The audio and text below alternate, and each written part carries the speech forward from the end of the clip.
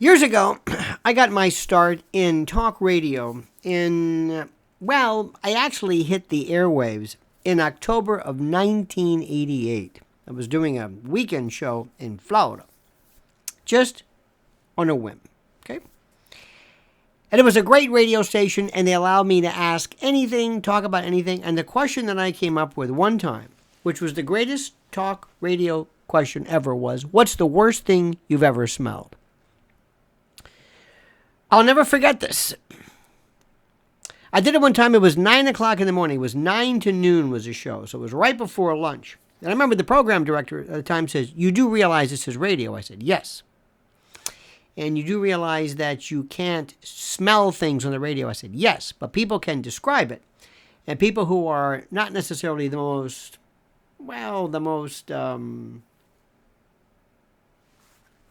literate, descriptive, have a recollection of something. I said my only warning was, please, nothing bodily or inguinal or perianal or anything like that. That's easy. I'm talking about something that you remember in life. And the reason why is that olfactory memory, smell memory, is 100%. And the reason why it's 100% is that there is a reason why nature wants you not to forget bad smells. And it set me off in the world of talk radio. Nobody'd ever done this. I don't know why. It was great. So people who called up and say, well, I may not know too much about politics, but one time I didn't realize that changing grease traps. People who worked in the restaurant business who changed grease traps, apparently, this is the worst smell. People always talk about burned flesh and feathers and things like that. But grease, I heard a number of people talk about grease traps, changing them. But the one that I remember the most, the best explanation was breviloquence, meaning brevity and eloquence combined, kind of a truncation, a portmanteau, so to speak, of the two. It went as follows. And now this was 35, whatever years ago. I have no idea how long ago this was. In any event, it went like this. A guy calls up, he says, I'm a veterinarian.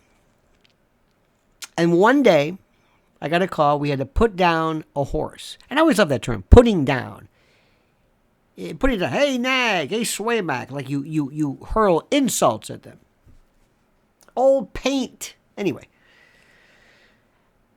And it went like this, he said, and I found out it had a rather pronounced or evident, we heard about, vaginal tumor. Now, stop right there. Now, just remember, this is talk radio, 1990, I don't know what it was. No, it doesn't matter. And you see what I did? That's a sign of age. Old people do that. They'll say, it was a tooth. No, it was a one. Who cares? So I heard this vaginal tumor on a horse that he had to put down. Just your brain is going. Just your brain. And I did what people did on 60 Minutes. Ever watch 60 Minutes? Leslie Stahl? They just repeat what you say. So I walked in and there was a guy dressed up like a rooster. He was dressed up like a rooster. Yeah, like I just said. Leslie, I just said that. Yeah, he dressed up like a rooster. So anyway, so I walked in and I did what I had to do. I pulled out a gun. You pulled out... Are you going to repeat what I'm saying? This is what they do on CBS. CBS Sunday morning, they do it, and 60 Minutes. Well, I did something kind of near that. I stretched it out. I said, wait a minute. Let me get this straight. It's a great cross-examination.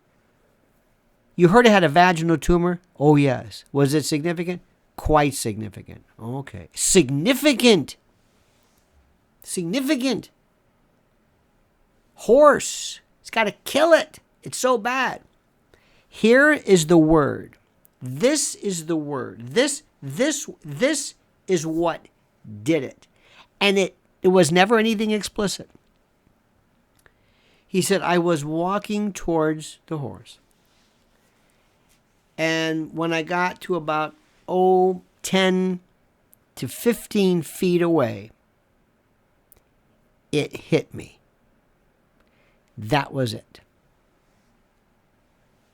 It hit me. I knew it was good, the topic, because people were coming up to the window. And there was this window where you could look in. This was right before their lunch. And they're looking at me because they can't believe what they're seeing. They can't believe what they're saying.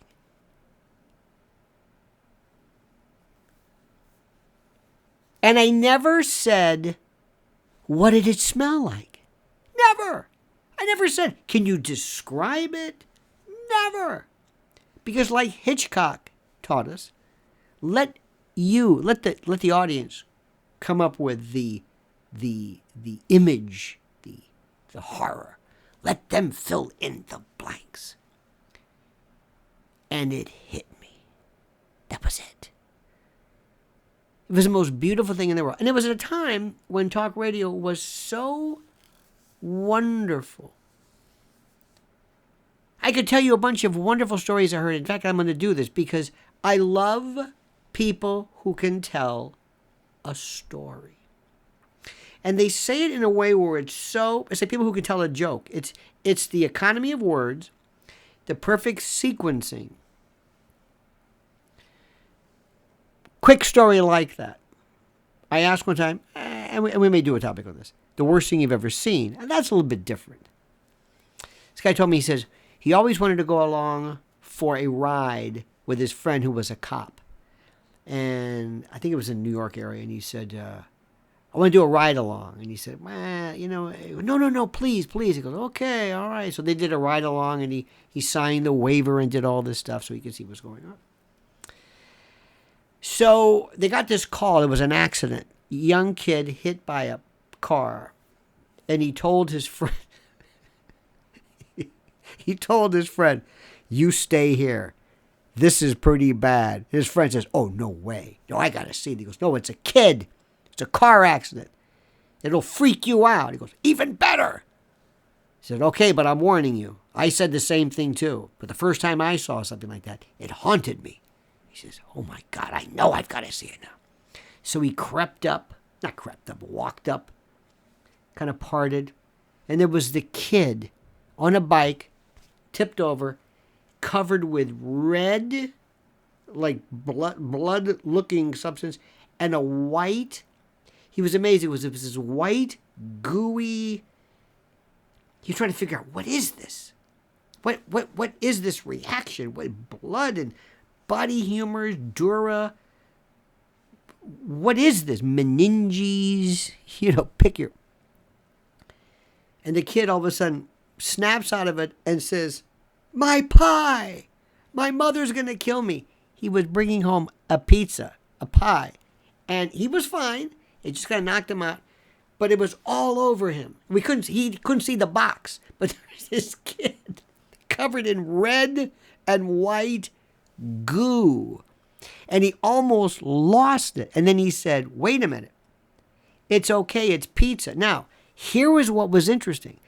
He said he had to go from disgust and shock to hilarity and surprise in a millisecond. Now, this may not hit you now, but you think about that. It was a reaction he's never found in life like this. Immediate shock, horror, disbelief, hilarity. Think about that, my friends. And welcome to my world, because I love the human experience. I'm asking you, please list below, what's the worst thing? And please don't be gross. No, please. There's no need. Don't be obvious. Don't. I'm talking about grease traps, equine neoplasms. Please subscribe to the channel. Thank you for letting me into your brain. And comment as you see fit.